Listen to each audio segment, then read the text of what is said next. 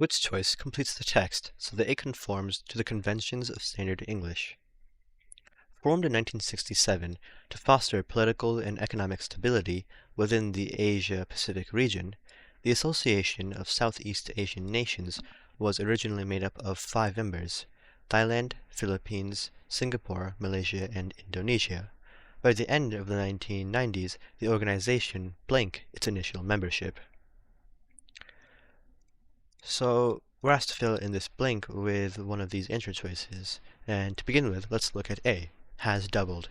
This is incorrect because we can clearly see that this sentence is in past tense, as the rest of the text is in past tense, which is highlighted by the phrase by the end of the 1990s, which is obviously in the past.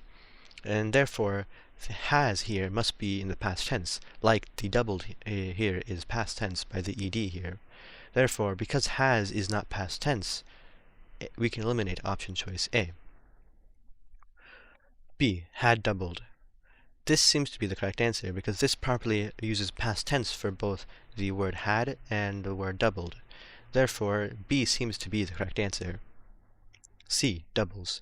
This is incorrect because doubles in this case is present tense, and the word that best fits this blank here must be in the past tense to fit in with the rest of the past tense in the sentence.